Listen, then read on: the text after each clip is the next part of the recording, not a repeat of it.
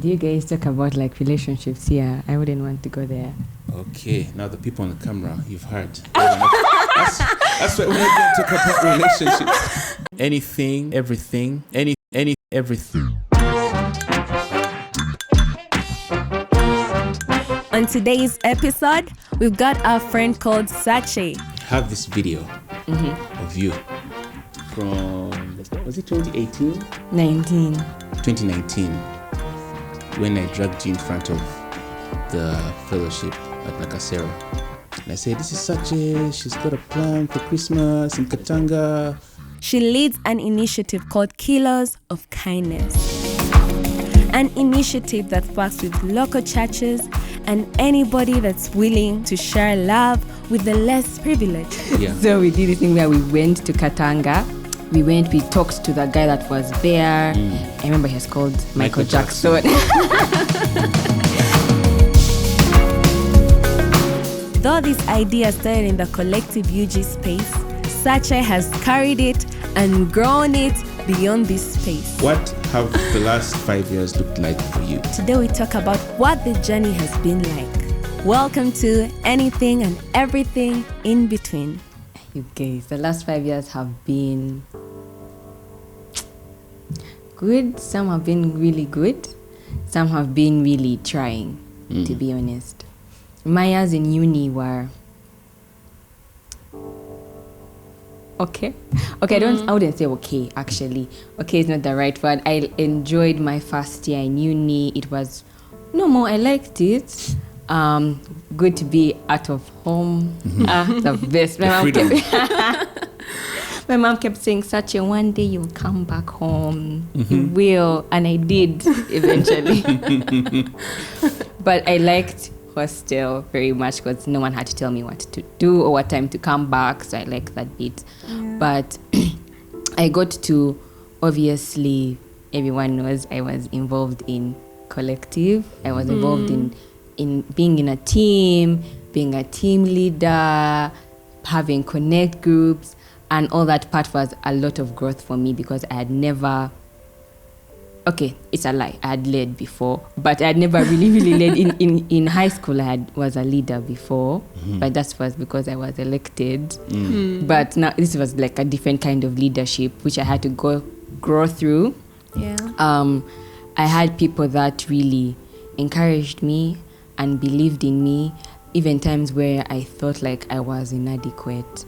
And people used to see me and say, man, they wanted to be like me, man, Sakye. You guys, I had people come up to me and I'm like, if you know how I'm faking it. Like, I told them, you guys, I gamble as much as you do, just that I don't show it. Come on. But Forging. Yeah, I'm forging till I reach where I want to reach. And you feel it works. But people really think, but you're also learning. But I really learned a lot in that period of my life. I learned to lead. I was entrusted with people. That also pushed me to be the better version of myself. 2020 was really nice for me. I keep telling people, for me, COVID was so nice. And like so many people, like so many bad things happened in COVID. But for me, COVID is when where my spiritual life was like at its peak.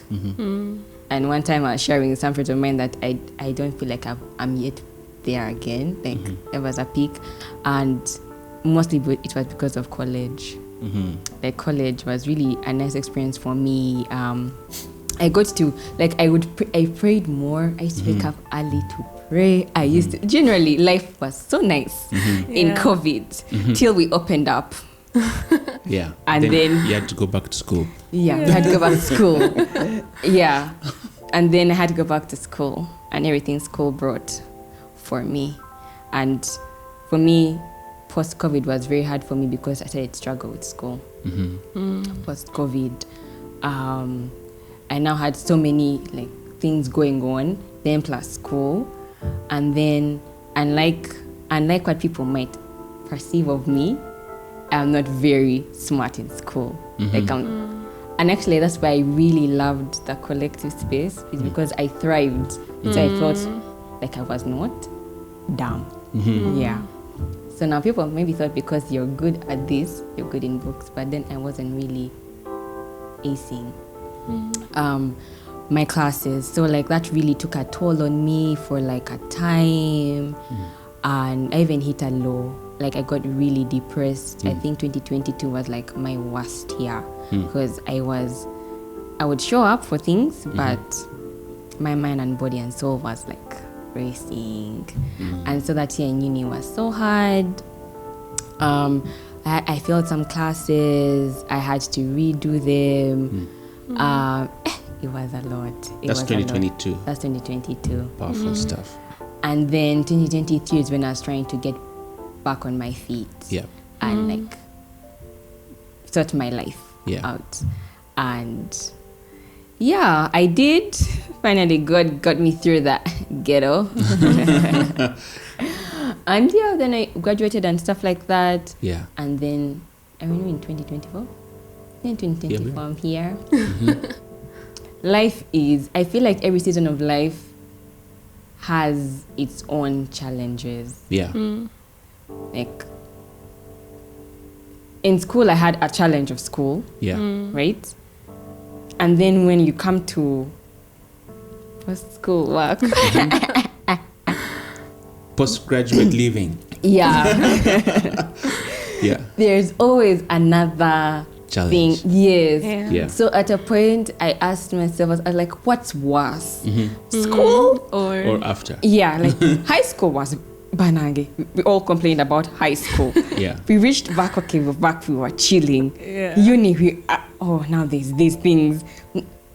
And now, let's say I'm in this part of my life. Next year, let's say if I start dating or get married. Come on. That's going to Get be married next year. That's some speed.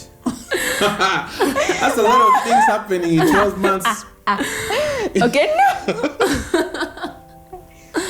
we are assuming. Okay, yeah. We're imagining. Yeah. All right. Let's cool. say get married, whatever. Even marriage can come with its own, like everything. So I'm learning to embrace the season that I'm in and be grateful for what's going well and not really focus on the bad, because like now every time there's a problem. Yet at the same time, I am not where I used to be mentally, physically, spiritually. You get, I am growing, but I'm not seeing it because now I'm focusing on this, like this current problem, and this is not this is annoying. So it's like, you know what? Everywhere, everyone has a problem. Yeah. So just sit with the problem. You have to sit with your problem. But let's think about that difficult year, 2022. Right now, you're working. That's Bayer. We're not going to talk about how it's going, lest you're honest. No, it's great. It's great. It's amazing. You're having a great time. Say it in the camera so that your boss can be like, yeah. I'm having a good time. I am grateful. No, Nel is now making it seem like I've told him anything. I haven't told Nel anything. Nel is teasing. just I'm teasing. No, Bambi. Yeah. Life's good. But you're working, you're employed, which is more than a lot of people can say. Yeah. You do administrative work. You started Killer of Kindness. You took on the initiative and you're running with it. For most people who follow what the collective UG does, who have interacted with that phrase, Killers of Kindness, that phrase does not exist until 2022. Really? Yeah. And guess who was running that thing? It was Sakye. Like the moment in 2022 when Sakye dipped to go and deal with life, even Killers of Kindness dipped until Sakye came back. No, it was 2023 when it dipped. That's because Sakye wasn't around. And so like towards the end when it was coming back, it was Sakye who was bringing it back, like, oh yeah, we can do this, we can do that, we can do that. Yeah, that was 2022. Also, in 2022, Sakye for some months was assisting me administratively, and she led our administration, which is the work you do now. So it was kind of like a baptism, a hot baptism of pain and like, but at the same time, a lot of foundation things were happening. Isn't that interesting? Have you ever thought of it that way? No. Really? Yeah. I didn't know that. I didn't think of it like that. I don't even remember. No one ever does. But that seems to be a constant. We've talked about it here before, like when we talk about Joseph. Joseph doesn't learn how to lead until he's in the darkest zones of his life as a slave. That's when he learned how to lead as a slave, then as a prisoner. Before he's a prime minister, there he's just relying on lessons learned in the shadows of difficulty. Isn't that crazy? Yeah. So you can't help but wonder, like, if everyone stopped and thought about their deep, dark moments, what was happening for real? Because you can be aware of like what was happening and like how you felt, the emotions and the pain and this didn't go how I wanted, and you're really aware of that. But then, because you've trusted God with your life, there is something else happening simultaneously, and you can completely miss out that, hey, this thing is happening. Wow. That's the word for the day. The word for the day. Come on, let us rewind. Because today came dripped. Purr. And I couldn't help but notice that Sakye came with hair that is all. But there's a story from your prefecting days when hair was removed. Oh, guys. You want to tell these guys that story? So you guys, anyway, it's not like that teachers will see this. But so in S6, obviously for me, I had my hair from S1 to S6 because my school allowed it. Yeah. In S2, they were actually going to cut my hair, but we cried and they forgave us. Who's they? They, The ones who are going to cut your hair. yeah, the head Or the teachers? Yeah, Okay. was going to cut my hair because we had missed prep by mistake.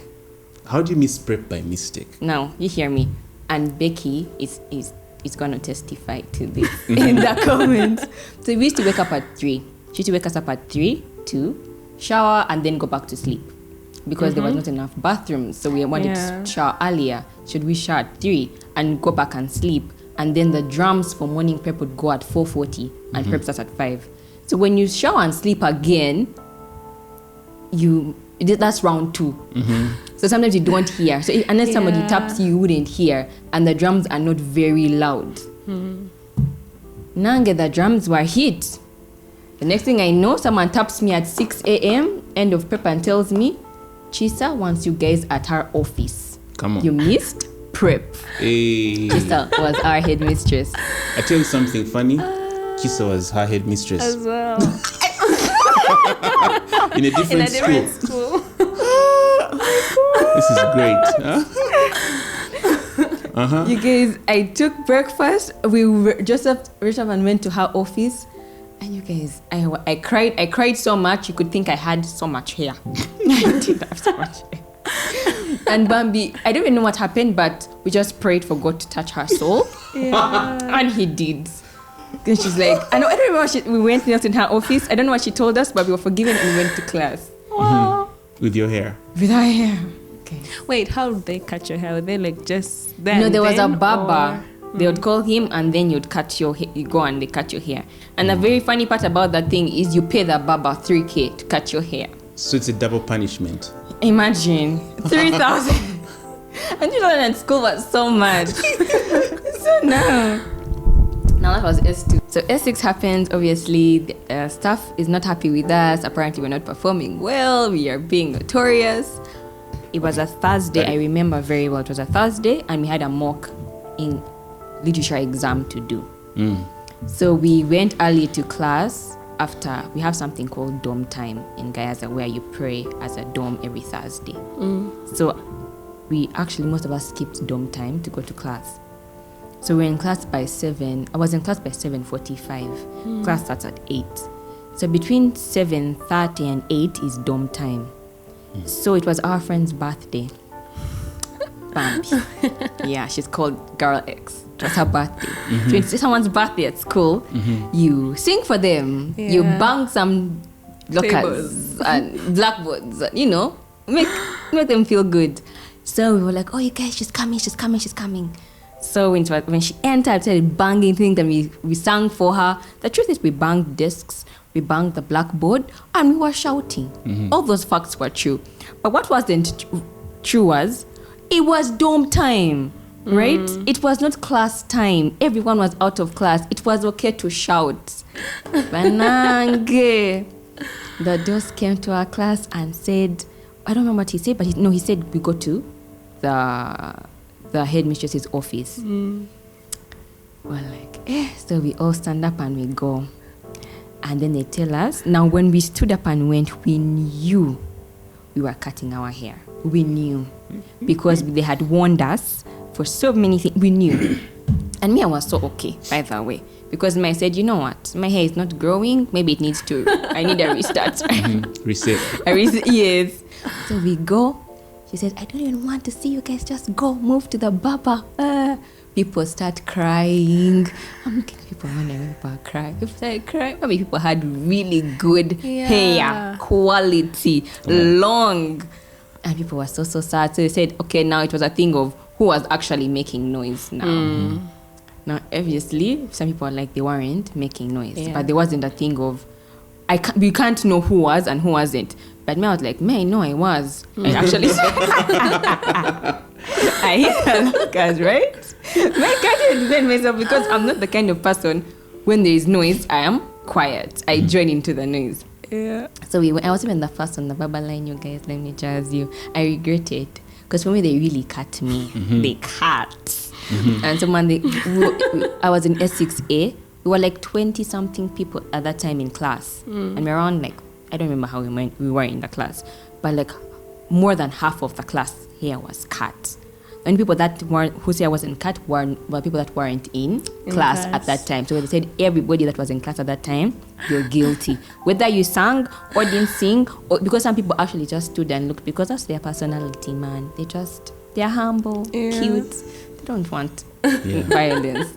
So everyone's hair was cut. I remember the whole school got to know about it in seconds. And then they came looking at us. We're all in the lab. First of all, we paid 3K as well. Your girl was broke. By the way, someone paid for me because I didn't have money. I was too broke. I didn't have money. And then after that, so they cut my hair. Me as the first. My friends came to check on me. Bambi. I'm like, I'm fine. What?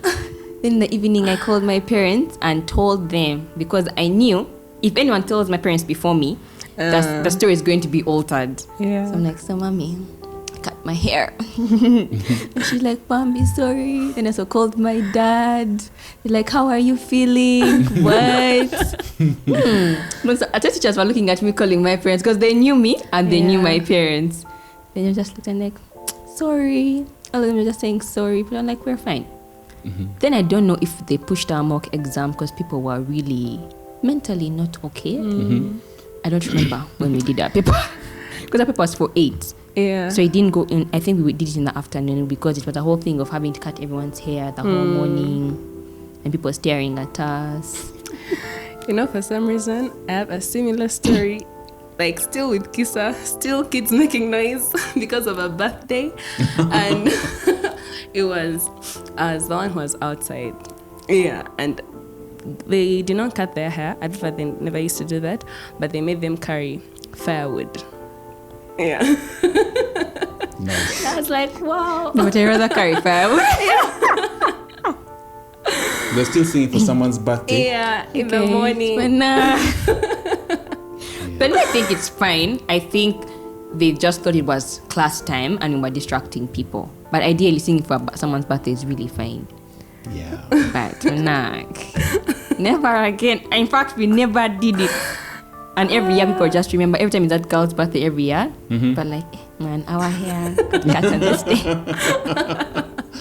That's funny. So funny. Wow.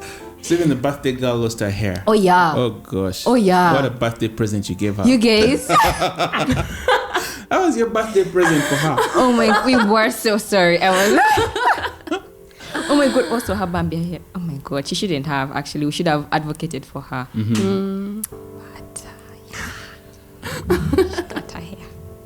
That's crazy. What are you dreaming about these days? Where is Sakye's mind today? With my team, we have been trying to see what we want for Kilos of Kindness, like in the years to come, or even like next year.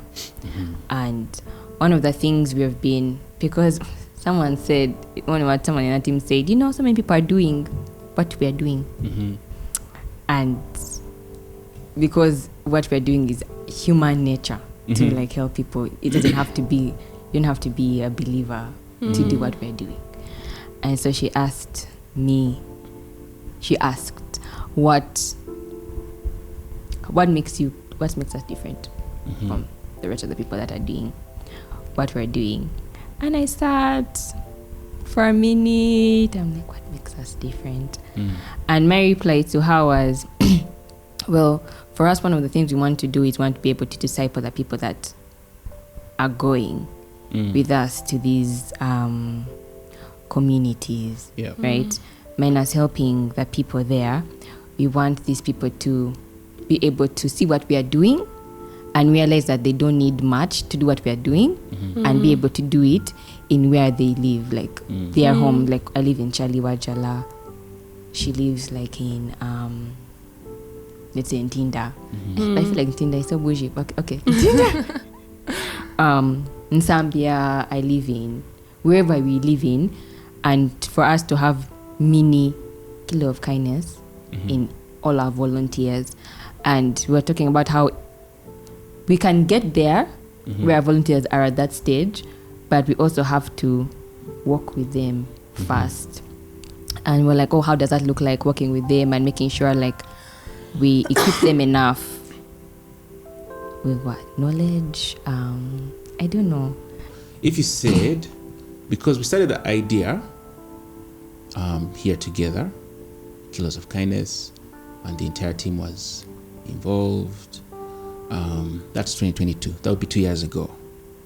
And then this year you've put together a team, and you know you're having meetings and you're planning 2024. So you've got 2025, 26, 27, 28. A mentor of mine said, you spend 5 years finding the right people. And then you spend the next 5 years trying to figure out what you're really trying to do. Do you like, I'm hearing what you're saying now, and it sounds to me like you are comfortable in that zone, which I think is familiar to anyone who has tried to start anything, where you're trying to make it make sense, right? And people asking you questions that are showing you that, are you sure you've figured it out? Have you figured out how to make it make sense? And now you're trapped with that, but does it make sense yet? So you're thinking, how can I make it make sense, right? I'm curious to know, for you, at least right now, what is the motivation to make it make sense? Why does it need to make sense right now? Like the obvious motivation. First, leave like the technical one, the one which sounds good on camera. For it to make sense now, because I feel like, for me, I'm like, if it doesn't make sense now, how are we moving? But the thing is, it makes sense for you. Like, if you think about it, you wouldn't have started if it didn't make sense. Yeah. But now, it needs to make sense because you need to get someone else involved. Yeah, because it was a thing of, we need to articulate it so that people give. And people know so what people give. And people have to buy into what has been articulated well. Yeah, so people give, so people participate. And then in the middle of trying to make it make sense for that list of reasons, it gets confusing. And yet, like, the basic idea was so simple when you started it, isn't it? Yeah. Isn't that interesting? Like how hard we work to make it make sense for other people, and in the process, you're the one who gets confused. That's leadership. That's vision. Yeah, and I think it takes a long time, a very long time, for it to make sense. And nobody tells you that. The world is too fast. Yeah. Everyone is trying to sound like the next TED talk, you know? Yeah. Like, imagine a world, and you've got to do the hand gestures. Like, listen, picture this. Imagine, and you're casting a vision. Yeah. Look at this thing. Then you're like, this vision is not clear enough. It's not convincing enough. Now let me repackage it so that when they ask a question, I'll give them a serious answer. They'll take me seriously, they'll give me their money, and we shall do the work. But what you really want to do is so much simpler. I've come to find that there's a lot more clarity in the stories than in the explanations of what you're doing. So, for example, if you're able to remember the moments when you've done what you were trying to do and what they meant for you, without the hype, without the selling, and you keep a record of that, in the days when you have momentum and it means something, it's going to be those stories that give you clarity. For example, we talked when you had school challenges, we talked a bit, and so I see you now, you have kilos of kindness, you've gone through that hurdle. So for me, your life represents the collective UG. And she may not understand it, but I do. And that's all I'll run with. I'm like, yeah, this is a young person who came into this world of ours. Through it, when you reflect on it, you're like, oh, I'm so thankful because I learned how to lead. So I'm here thinking, yeah, that's what the collective UG is. And so over time, as those stories accumulate, if someone says, what's the collective UG? I tell them such a story, I tell another person's story, the other person's story. And if at the end of those stories you don't get it, man, forget about it. Because it's the best expression of it, the fruitfulness of it, right? Yeah. But you can't force the fruit to come out of the tree when it's not ready. And you can try and explain if you planted an avocado there. Like you see there where there is soil, there's an avocado seed that has been planted. In about 5 years, avocados will be falling here. You sound mad. Because all we're seeing is soil, right? Yeah. Then eventually it breaks through the soil and you're like, yeah, that's an avocado plant. Now, some people who are into plants and they care about that type of thing, they'll be like, oh yeah, I can see the leaves. That's indeed an avocado plant. And you can say, yeah, in about 5 years, we'll be getting fruits from this tree. And depending on their interest in that type of thing you're describing, they might notice it and say, I wonder what we can do so that when the 5 years come, we get avocados from this tree. Yeah. Most people don't care that that's an avocado tree trying to grow. Tell you what, about a year later, it has gained some height, the leaves are out, there's still no avocado. So most people will just walk past it. Yeah. So I wonder what that tree is. That tree, now you, who is so invested in it, you're like, this is an avocado tree. I'm looking forward to the day when it starts to give us avocado fruits. Most people don't care. And that's just the nature of it. Then, several years later, after it has grown and it's producing fruit, and people will be like, oh, those are avocados. And they'll continue walking. Very few who will start wondering, whose avocado tree is that? And I wonder if they can share the fruits that come in, off of it. But most people just don't care. And then you start to get fruits off of it. Maybe this tree is overly productive, so you're getting a lot of fruits, more than you need, and so you sell them on the market. And then that's when you'll find the avocado lovers there in the market. But you know where you won't find them? At the tree. And I think that's what vision tends to look like. Like, the reality is there are many people that you want to involve, but they don't care. And then you can work so hard trying to make it make sense for them, but they don't care. They're not your people to lead. And then there are people who will care, who can get behind you, who say, oh, that's interesting, and I want it to happen, and I want it to grow, and I want to be part of it, I want to share in the fruit that comes out of it. Those are few people. And man, it takes a long time to find those people. But when they come, it's not confusing because they don't come with interrogation. They come with interest. And it sounds different. You know what I mean? Like they want to say, hey, so what's this thing about? Okay, first make it make sense. Okay, make it make more sense. okay. And then they walk away. They're not your people. They're not the ones God has sent you. I don't think so. But then they're the ones God has sent you. They don't just come. They come with so much investment. They're like, wow, you know what? I think if we buy the land around it, we can even plant more avocados. And we can even, they say, you know what? This tree is growing so well. I wonder if we can also, they contribute. They are there, like they care about it. They're not interrogating much, they're discovering. And as a leader of an initiative, it's confusing to differentiate between people because you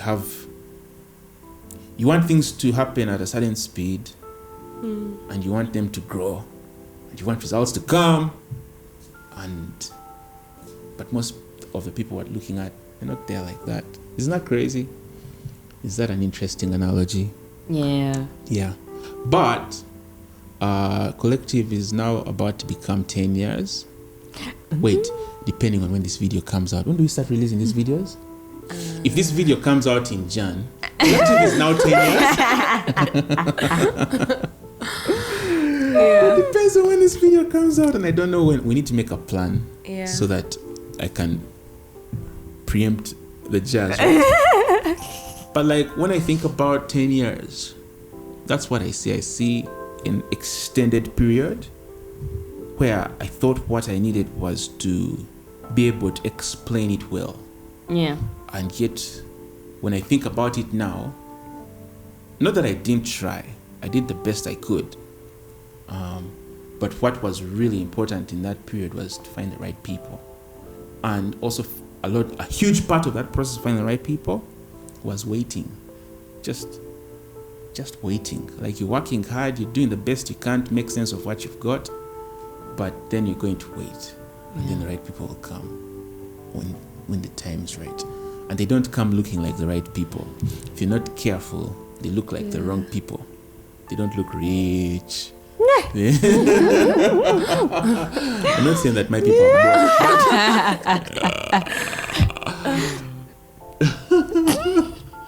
But they don't always look The part. the part. And yet inside them, like the seed of their participation is properly there.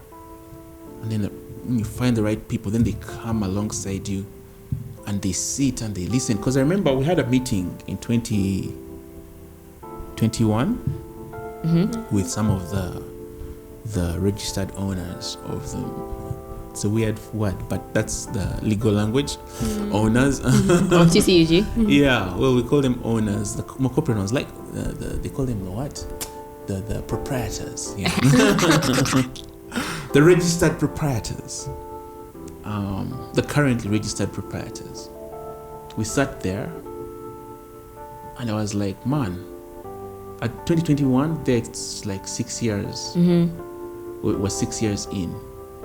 And I was like, help me make sense. So what is this thing? I know this, I don't know this, I know this, I don't know this, I'm still trying to package it in such a way that someone who sees it can admire it and want to be part of it. And you know what these guys did? They literally just repeated to me things I had been saying to them over the years. Like, I remember when you used to talk about how you wanted this. Yeah. And I also remember when you used to talk about how you want. Yeah. And I also remember, and that's the difference. The right people, when they come around you, they're really noticing all the important things. And they know how to, like, this sounds important to Sakye. We should take note of it. And I remember, like, just that conversation brought a ton of clarity back to me. Yeah. Just hearing someone else say back to you, like, oh, this is what you said was important. Yeah. And I loved hearing it. And the idea that kind of thing can emerge has kept me here, hoping to make sure it happens, Yeah. That's the right people, man. And they eventually show up and they bring so much clarity. Then you start to grow. I think Kilos of Kindness is awesome. First of all, I don't think it needs too much explanation. Like, people, once you hear it, you get it. It's such a simple phrase. It's such a simple process. It's so easy to rally behind it. The extent to what it can become, that is God's secret that He has kind of hidden from you. The Bible says somewhere in Proverbs that it's the king's what? It's his. Let me find it. It's like something about how God likes to hide things. Well, Deuteronomy 28. I think it's Deuteronomy 28 when it says God likes to hide things. No, this is not the verse I was looking for. This one says the Lord will strike you with madness. It's 29:29. Wow. Strike your minds. Deuteronomy 29:29. Edit. Boop. Deuteronomy 29:29. The Lord our God has secrets known to no one. We're not accountable for them, but we and our children are accountable forever for all that He has revealed to us, so that we may obey all the terms of these instructions. It's crazy. Like, God has secrets, and even as He puts like ideas in you, that kilos of kindness is something that you're going to have to do. Along with that idea are a bunch of secrets, and you're not accountable for them. So you work hard trying to reveal these secrets so that you can then bring them as such a master plan, such a masterful idea. And you're not accountable for them, but you're accountable for what you do know now. So I think there's a beauty in just doing what you know now. Does that make sense? Yeah. What do you think about what I've said? Makes me this feel other scripture. nice. It makes me feel much better, man. It's okay to live in oblivion. Is oblivion the word? Oblivion is like unknown, like you don't know. Yeah. But okay, live in the now and do what you can now. As you plan for the future. Yeah. Almost plan. I mean, there's a bit of oblivion, honestly, because you sound crazy. If you have a good idea, you sound like a crazy person. You're like, hey, I have this good idea. Everyone is just seeing the gaps in that good idea. You think about the guys who start Uber, right? Yeah. They're like, hey, a stranger, you're going to get into a stranger's car and it's going to take you to your home. It sounds like a very bad idea. Yeah. Like, why is a stranger taking me home? To my home. And he has a GPS for it locked in on his phone. So that means that he can track you. What? This goes against everything. Like, good ideas sound crazy. They just sound crazy. But that's their nature. And at first it sounds crazy. Look, there's a scripture here. Proverbs 25 verse 2 says, it's the Lord's privilege to conceal things, and it's the king's privilege to discover them. Proverbs what? 25 verse 2. That God conceals things and He wants to do it. And then you finding those things, it's your privilege. And I think that's the journey of leadership, is that now you're making choices.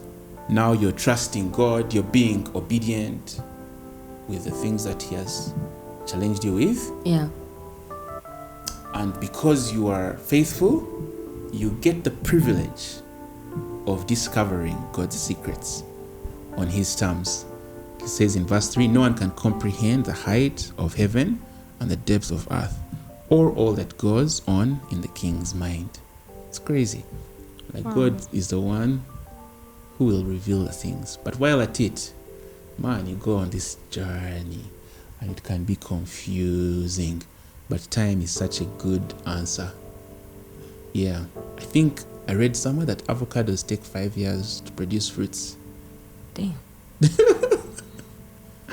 When you compare that to like another fruit that you could plant and like maize, in a few months you'll be enjoying that maize. But when you say I'm going to plant avocado, man, 5 years is more. Are you sure? Yeah, avocados and mangoes, they take a long time before they start producing what? Oh yeah, we used to have Fruits. a mango tree at home. You guys, everyone thought it doesn't bear fruit. It takes it a while to produce fruits. Avocados take long. Damn. Mangoes take long. So there are things which grow quickly. There are things which grow slowly. We have different journeys. Now I have a question. See, it says 3 to 4 years for avocados to produce fruit. That's crazy. That's long. Yeah. My question is, Now for like the wrong people in courts, what should be the attitude towards them? I won't say wrong people, because if you say wrong people, it almost sounds like it's their fault, like they're bad. I'll just say not the right people, not the people of peace. There are different categories of people. There are people who are very, very helpful to help you get started. Yeah. And then after that, not so much. And the quality of relationship you can have with these people is going to depend on you, not on them, because you're the one who's leading. So if your expectations on them are unmatched with their role in your life, and now you're disappointed, but they were never meant to be part of that journey like that, you can't hold it against them. You have to release them to wherever God is taking them. Then there are people who are really not meant to be in this journey for a variety of reasons. And you can put so much effort in trying to reel them in, convince them that it's a good idea. But, it's just not their journey. Yeah. And it's not because they're bad people, or it's just, And then there are some people that just are not good fits. Like, even though they would love to do the thing you're doing, you're growing as a leader, they're growing as good people, but when you try to work together, you just are struggling. And now your characters are colliding, you're clashing, but it's just not a good fit. And it's not an indictment on one person or the other. So I think it takes like a lot of courage for you as a leader to continuously grow and interpret people's involvements while always giving them the benefit of doubt, so that when you release them with peace and not with like, I had a person here who really sucked, and now like you're always holding them, keeping them in your heart, and bitterness is what's now growing when you think of them. But we're so many people on so many different journeys, and very few are meant to walk alongside you. And even the depth with which they'll walk alongside you, not too many get really deep. Some get really, really deep, some stop here, and that's fine. But if you have the growth as a leader to know that, okay, there are people who I lead at this level and the people who I lead at a distance, and that's fine. Like, not everyone gets to experience me at the same level of intimacy. Then you release people, and you allow the relationships to be where they can be. You learn how to influence the different categories of people in your life within the context of what you've been given permission to do. You think about Jesus. Jesus had the 3 guys who saw him during the transfiguration. Among the 12 apostles, only 3 who saw that moment. And after that moment had happened in all of its beauty, what does he tell them? He says, don't tell anyone what you just saw until the right time. Right. Come on now. So that means that there are 9 other guys who were doing life with Jesus at a very intimate level that were not part of some of those secrets. And then even among those 12, like when Jesus in Mark chapter 4 teaches the parable of the sower, there's a crowd of people there. And it says many parables. The Bible tells us, Mark 4, he spoke in many parables.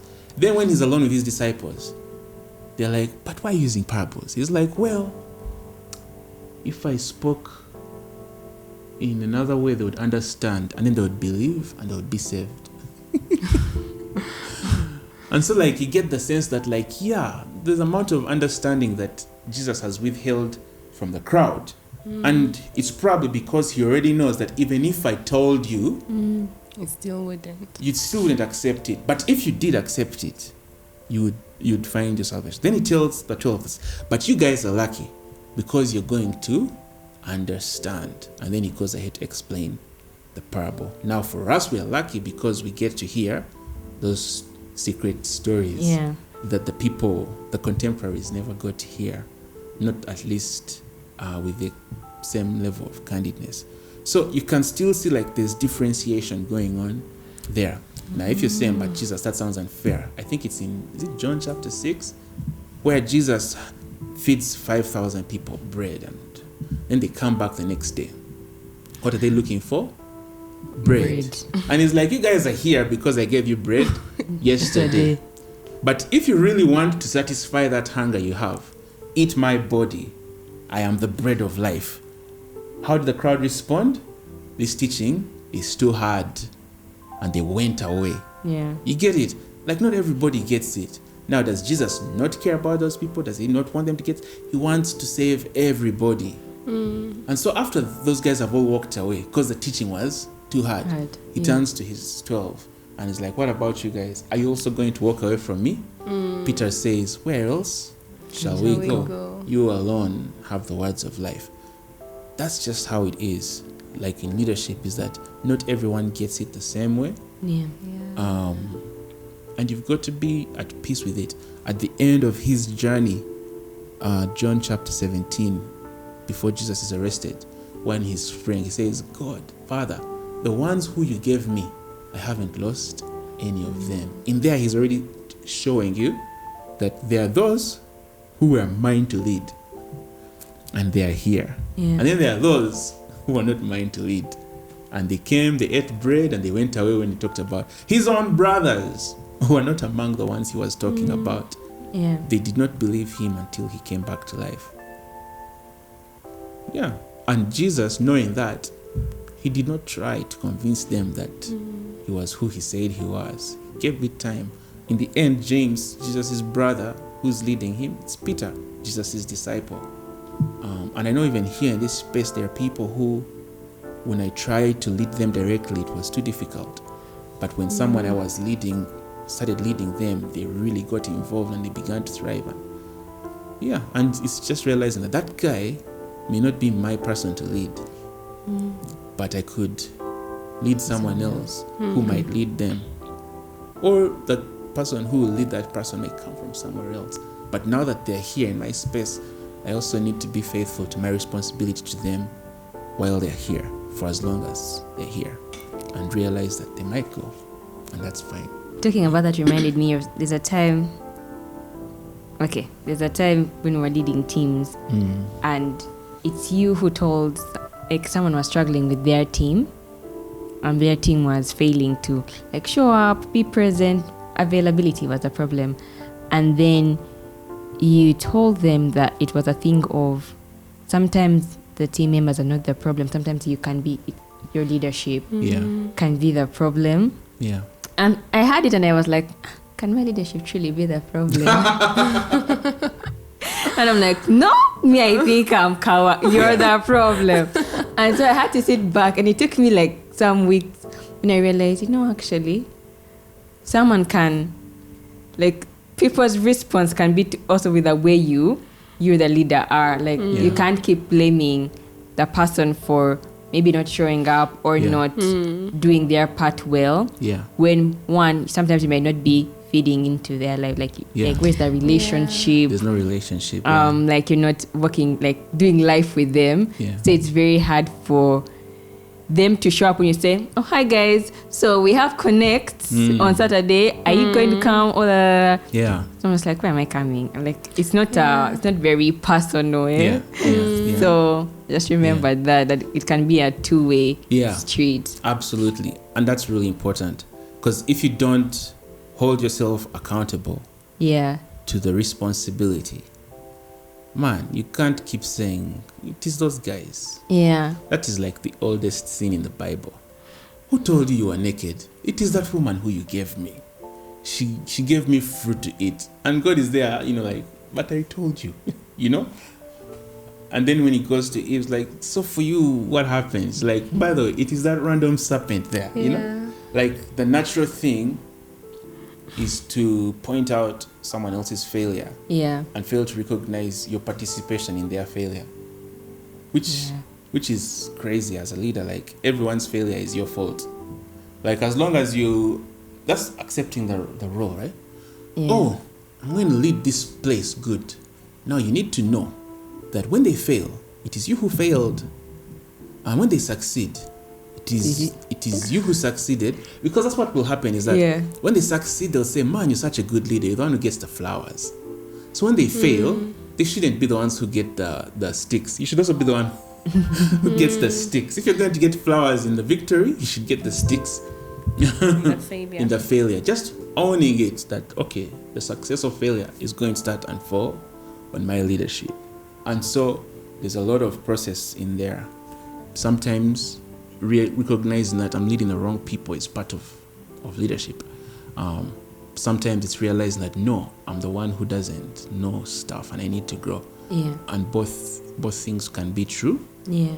And it should always start with I'm the one who needs to grow. Because even my ability to recognize that the people I'm leading, the people I'm trying to lead are not a good fit, that is such a mature observation. If you make it immaturely, you hurt someone, and that's a fail. And that's a fail on your leadership. Like you say, this person is the wrong person, and the truth is that person might have given you their entire life, and you just said, this guy is not right. Man, that sucks. That's horrible. You want to be really mature in how you notice such a thing and how you handle such a thing, so that even in noticing such a thing, you're still leading well. You're still putting that person in a good position to prosper, to succeed, to move forward. You're not kind of writing them off and saying this person can never do anything good. That's terrible. Yeah. Well, Sakye, thanks for coming. Thank you for having me. Thanks for the jazz. And we just want to tell Madame Kisa that you did a great job leading these ones. Yeah. No, I love Chisa so much. She made my high school. I'll never forget it. I would never trade it for anything else. Come on. Yeah. Love it. Let's go. Anything, everything, everything.